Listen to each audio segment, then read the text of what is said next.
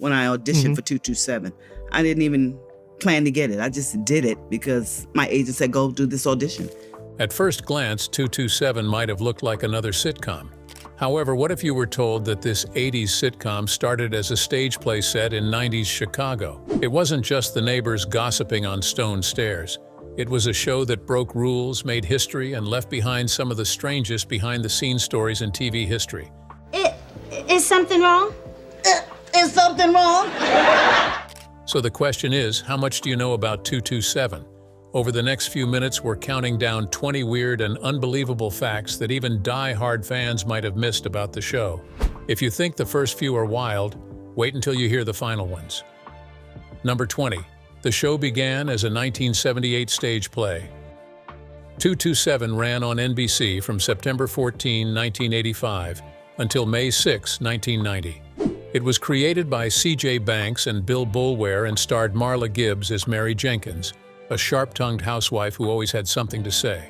Alongside her was her husband Lester, played by Hal Williams, their teenage daughter Brenda, played by a young Regina King, landlady Rose Holloway, played by Elena Reed Hall, and two unforgettable neighbors, Sandra Clark, played by Jackie Harry, and Pearl Shea, played by Helen Martin. Here's something many people don't know.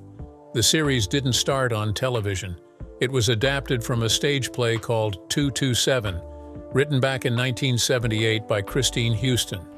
The original play told the story of women living in a mostly black apartment building in 1950s Chicago. For television, though, the setting was updated to present-day Washington, D.C., which gave it a modern feel for audiences in the 80s. So how did Houston come up with the idea in the first place? She was attending Kennedy King City College in Chicago when a friend dared her to write a play. At the time, she was more familiar with acting, but she decided to give writing a try. She later said she had to dig deep to figure out what to write about. That's when she thought back to her childhood, when she grew up in an apartment building, 227 in Chicago.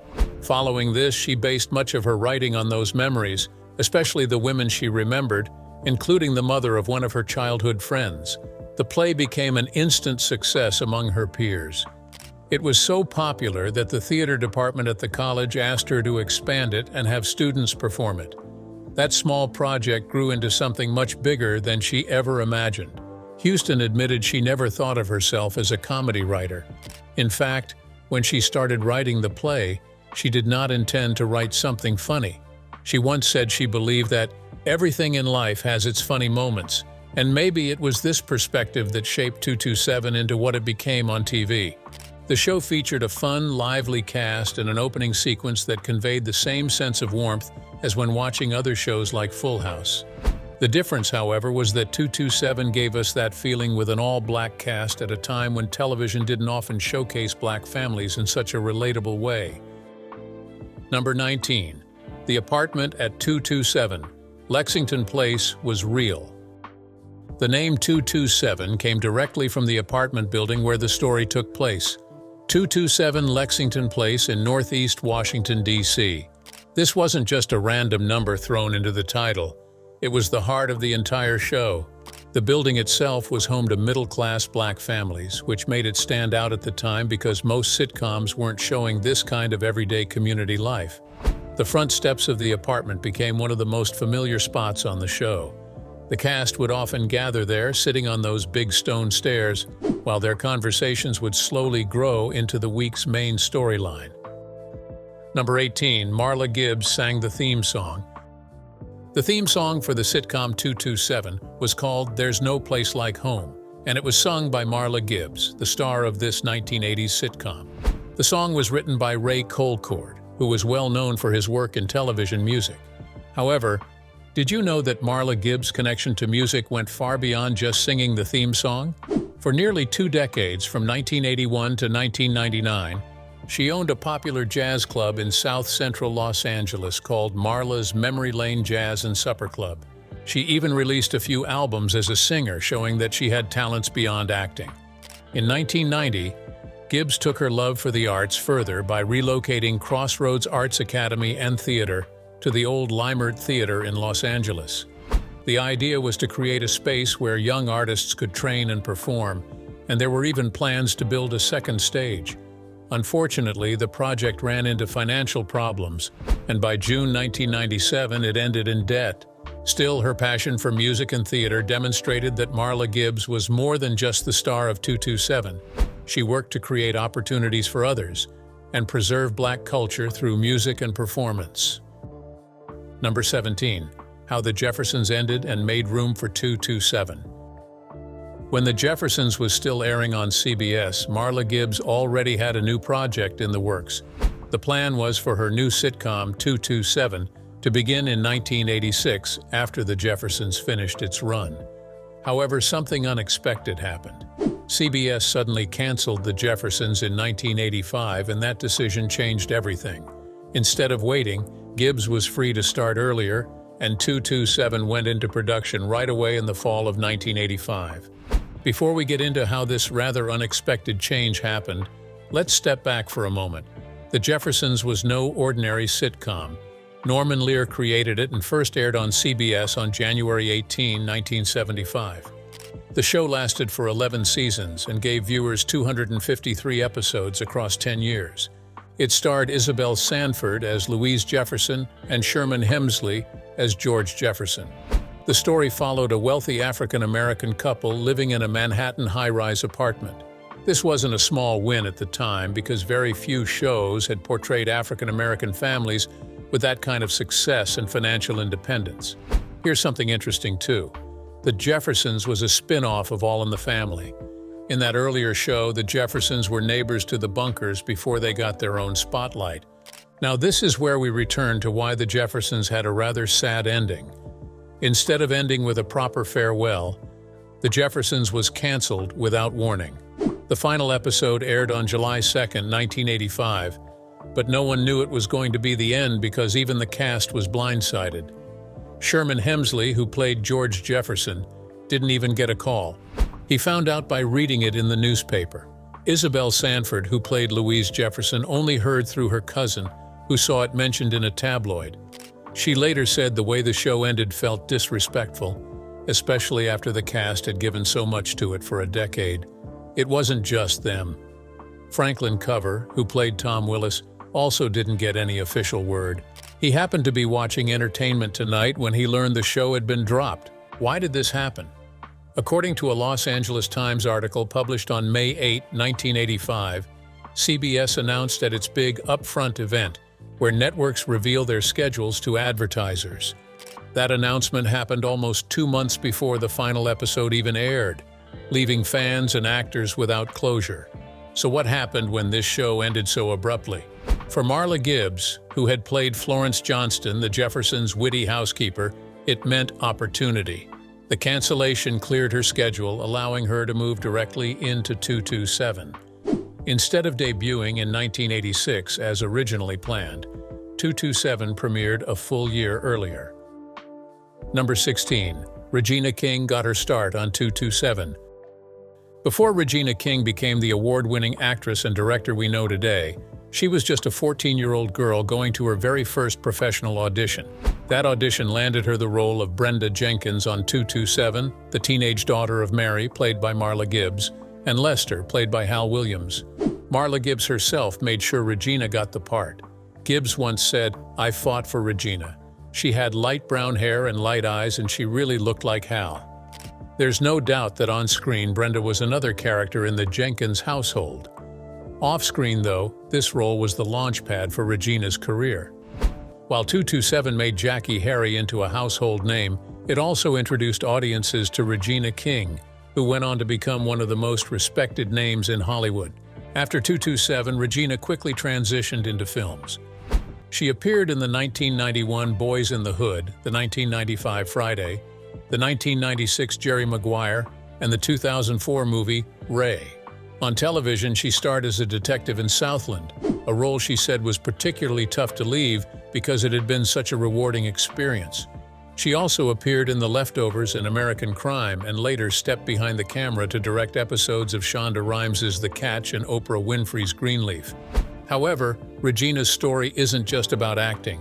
A big part of who she became is thanks to her mother, Gloria.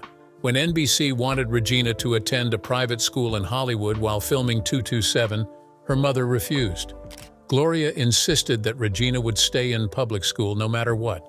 Regina has said many times how grateful she is for that decision. She explained, "It was instrumental in my becoming a person who can find balance on shaky ground. Living your life on display isn't easy, especially when you're young. Being in public school helped me understand different kinds of people, and that's been very important for me in Hollywood." Then, of course, there was Marla Gibbs. On 227, Regina wasn't just acting alongside Gibbs. Marla was a sort of influence on her because Gibbs wasn't only the star of the show, but she was also one of its producers. That meant Regina was watching a woman make creative choices, business decisions, and hold authority. And this was very rare in the 1980s. Looking back, Regina has even called Gibbs a pioneer and a role model, saying, "I was lucky to be on a show with one of the first women to produce and make tough decisions. I got to witness someone who was a pioneer." Number 15, Jackie made a difference in her world. When people talk about TV legends, Jackie Harry's name always comes up. She isn't just famous for making people laugh, she also made history. In 1987, she became the very first black actress to win an Emmy for Outstanding Supporting Actress in a comedy series. She won for playing the unforgettable Sandra Clark on the sitcom 227. Jackie admitted she never thought about winning back then. She knew she was talented and full of energy, but she didn't realize just how big that moment was until later. At the time, it just felt like things were happening so fast around her, and she was simply riding the wave of success. Looking back now, she understands how important it really was. Following her win, two other black women have won the same Emmy. Cheryl Lee Ralph won in 2022 for her role as Barbara Howard in Abbott Elementary, and Ayo Edebiri, who won for The Bear. What about Sandra Clark, the role that made her famous? Jackie created Sandra's personality by drawing inspiration from comedy legends like Lucille Ball and Mae West, as well as from a friend who had a distinctive nasal way of talking. Yes, Sandra was making a difference in her time, but that difference came with its challenges. Jackie explained that it was both a blessing and a curse. Many people assumed she talked that way in real life, and as a result, she ended up being typecast in similar roles. Jackie earned a substantial amount of money in the 80s and enjoyed the success that came with it. She had once been a history teacher, so she understood the importance of making history as a black woman on television. What she didn't realize at the time, however, was that her role and her Emmy win would last far beyond that decade. Today, Sandra Clark is still remembered, even turning into a popular figure on social media. Number 14. The show brought the cast to the limelight. 227 is an American sitcom that aired on NBC from September 14, 1985 to May 6, 1990. C.J. Banks and Bill Boulware created the show. The story followed Mary Jenkins, who Marla Gibbs played. Mary was a housewife known for her sharp tongue and her love of neighborhood gossip. She lived with her husband Lester, who was played by Hal Williams, and their teenage daughter Brenda, who was played by Regina King. The setting of the show mainly was inside an apartment building where the family lived. Other key characters included Rose Holloway, the building's kind and caring landlady, played by Elena Reed Hall. Their neighbor, Sandra Clark, played by Jackie Harry, was stylish, confident, and often flirted with men, which brought about many humorous moments. Another neighbor, Pearl Shea, played by Helen Martin, was an older woman who often added humor with her comments. Number 13. Jackie had to remain professional. 227 is an American sitcom that aired on NBC from September 14, 1985 to May 6, 1990. The show was created by C.J. Banks and Bill Boulware. The story followed Mary Jenkins, played by Marla Gibbs. Mary was a housewife known for her sharp tongue and her love of neighborhood gossip. She lived with her husband Lester, played by Hal Williams, and their teenage daughter Brenda, played by Regina King. The setting of the show was mostly inside an apartment building where the family lived. Other key characters included Rose Holloway, the building's kind and caring landlady, played by Elena Reed Hall. Their neighbor, Sandra Clark, played by Jackie Harry, was stylish, confident, and often flirted with men, which brought about many humorous moments. Another neighbor, Pearl Shea, played by Helen Martin, was an older woman who often added humor with her quick comments. As the show progressed, Jackie Harry became especially popular for her portrayal of Sandra. Toward the end of 227, she made a small change in her career by dropping her last name and simply going by Jackie. Number 12. A spin-off with Jackie almost made it. As a result of the show's success, NBC attempted to create a new series with Sandra Clark, the character from 227. They produced a special episode called Jackie, in which Sandra moves to New York. Sadly, the new show didn't work out, so Jackie Harry left the main cast of 227, although she did come back to guest star in 7 episodes of the final season. Number 11. The show made a notable difference. In the 70s and 80s, comedy shows were not written the way they are written today. They did not rely on jokes that were one-liners. As a result, their kind of comedy was usually based on daily life events, the manner in which people spoke, and how characters were brought to life on screen. Writers needed to use their imagination, as acting began with what was penned down and then came to life through the actors' interpretations. Although that style may seem out of place in the context of the current sitcoms, the impression it created remains very strong. 227 did not only bring entertainment, it belonged to a trend that allowed more black actors to be present and provided them with more voice in TV. And if shows like this didn't exist at the time, these stars may have had a much more difficult path. Yet how did this change ever start? To understand its impact, we must go back to the 1970s, when Hollywood was experiencing an economic downturn. Major studios such as MGM were facing an extreme financial situation, and they needed something different to attract people back. After sifting through their options, they took a risk on the 1971 film named Shaft, which starred Richard Roundtree. Nobody initially anticipated much, but the film eventually became an overnight success. Number 10. Jackie almost turned down 227. When Jackie Harry auditioned for 227, she wasn't desperate for the part. In fact, she didn't even plan on getting it. Her agent simply told her to go, so she did. At the time, she wasn't overly hungry for work, but she knew she wanted to compete in the business. When she walked into the audition and saw around 300 other women there, she had an "oh please" reaction. She knew she had the talent, but she didn't overthink it or stress about the outcome. Looking back, she called that mindset fearless. Here's the surprising part. She only had to audition once. She read for the role, and later that same day the studio called her hotel to inform her that she had gotten the part. All of the women auditioning were put up in the same hotel, so everyone had their doors open, waiting for a call. When Jackie's phone rang, she pretended it was something else. We're not sure why, but she also didn't even tell the other women she had been chosen. Jackie had initially thought about turning the role down. At the time, sitcoms weren't on her radar, and there weren't many black actors working steadily on television in Hollywood. So it was a big risk, as it didn't seem like a sure path. Eventually, the studio had to call her back to Los Angeles to accept the role. Even then, she still didn't realize how important it was, because sitcoms and black representation on TV were still so limited. To give an idea of the competition at the audition, other talented women who auditioned included Cheryl Lee Ralph, who already had a contract with Fox, and Anna Maria Horsford, who went on to star in Amen. Number 9. Elena Reed was a legend. On the NBC sitcom 227, Elena Reed Hall played Rose, the friendly apartment landlady and best friend to Marla Gibbs' character Mary Jenkins. However, do you recall that in the last season of the show, Rose's character fell in love with Warren Merriweather, played by Kevin Peter Hall? They ended up getting married on screen, but what made that special was that Elena and Kevin were already married in real life. Marla Gibbs remembered what their wedding looked like.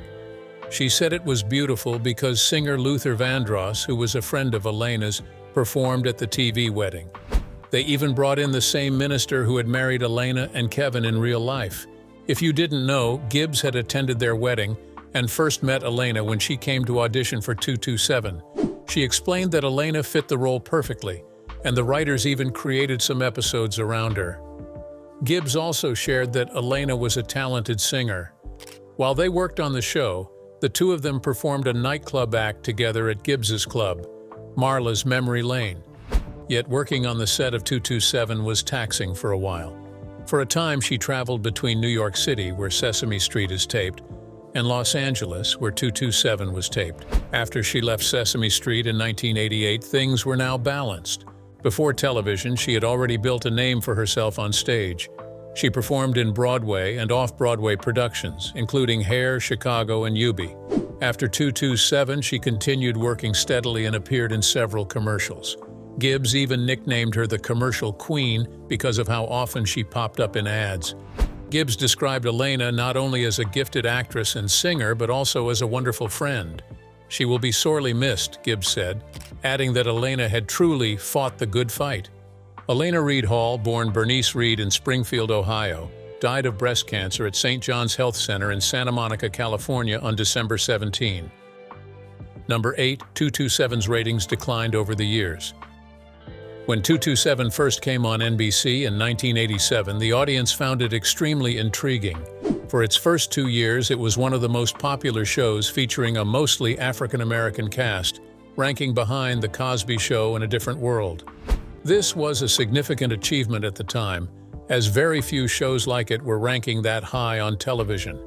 In its first season, 1985 to 1986, the sitcom reached number 20 on the ratings chart with an average of 18.80 million viewers. The following year, from 1986 to 1987, it climbed even higher, landing at number 14 with an average of 18.90 million viewers. This was the peak of its success. However, after that, the numbers slowly started to drop. By the 1987 to 1988 season, 227 had slipped to number 27 with about 16.44 million viewers. The downward trend continued in 1988 to 1989, when it placed at number 35 with 14.47 million viewers. By its last season, 1989 to 1990, the show had fallen far in the rankings, ending at number 60 with only 11.53 million viewers on average. Number 7.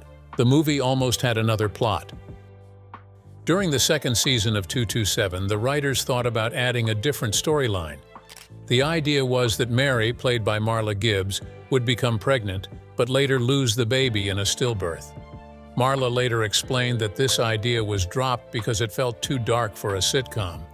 Over the years, some fans have discussed problems on the set, particularly between Marla Gibbs and Jackie Harry. Rumors spread that the two stars didn't get along, but Marla shut those stories down. In an interview, she explained that there was no feud between them, and that people only assumed so because Jackie's role grew larger as the show progressed. Still, Marla made it clear she kept things professional, and they worked well together.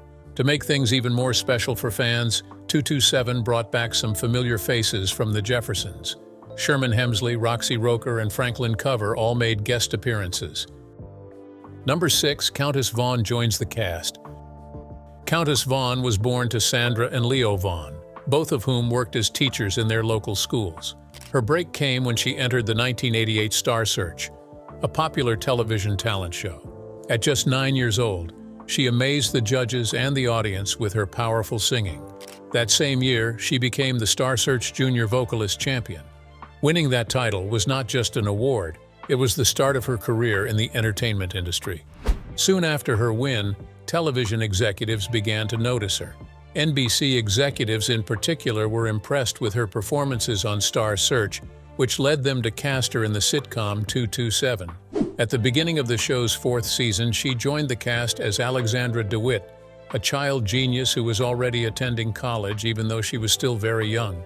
In the story, Alexandra's father was an archaeologist who left her in the care of the Jenkins family while he worked away. Countess brought life to the role, and although she only appeared in 14 episodes, her performance had a lasting impact. Her final appearance on 227 came in the Season 4 episode titled The Class of '89, which aired in 1989. Number 5. When the Wall Gave Way. Did you know that the episode Low Noon has a funny and unintentional slip-up? Mary has a dream of living in the Wild West, and during the scene, her character is holding a firearm and taking shots at someone. The actor collapses against the wall, but rather than staying put, the wall bends and moves. It is an obvious hint that the set was not as solid as it seemed on screen. Scenes like this demonstrate the amount of effort that goes into constructing sets and working with props on a show. When it comes to acting, the story has to work out if there's an excellent set, so it can seem real. At the same time, a single error may shatter the same illusion, as minor details such as a fake wall or a lightweight prop can make a significant difference. In the same way, if there's a scene where a character writes a letter, the manner in which they hold the pen, how neatly they fold the sheet, or even whether there is a desk, can all help the scene feel more realistic. The same applies to set design. An effective set can immediately make the audience feel it's a different time or location. Have you ever wondered how such a tiny part of a set could entirely transform the authenticity of a scene? Number 4. 227 made use of physical comedy. The actors did not simply depend on jokes to make people laugh. They dramatized life with their bodies. Consider Lester in the series, spraying himself with water on his face while trying to fix a tap. That scene demonstrated the importance of the body becoming the joke that the audience needs to laugh at. So, what then is physical comedy? It is a comedy that relies on motion, gymnastics, or gestures rather than mere words. This may involve falling, slipping, clowning around, miming, or even making a goofy expression at the right time. How did this style come about?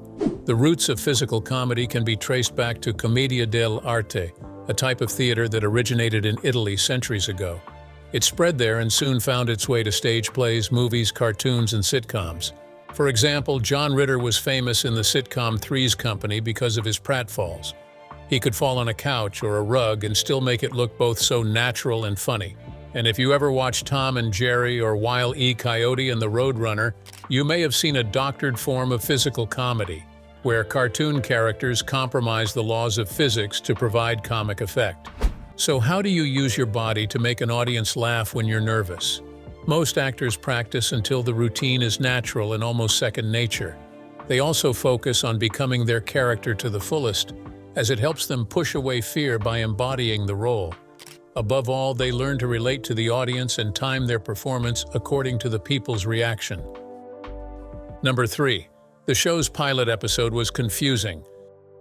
A pilot episode is a trial run for a TV series. It is a single episode designed to gauge whether a network or distributor is interested in ordering more episodes and developing it into a series.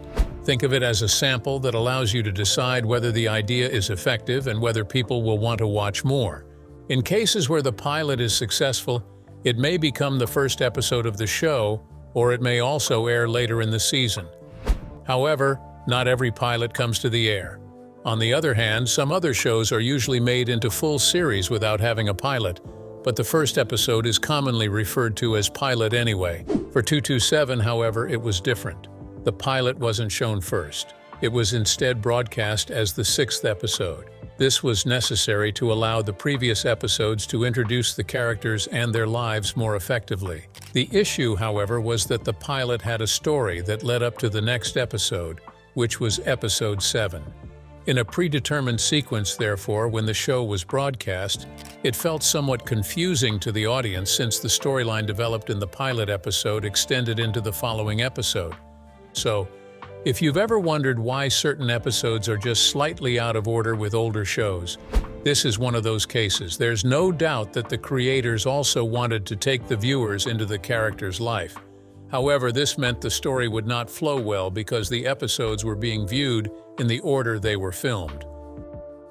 Number 2, there was a conflict backstage.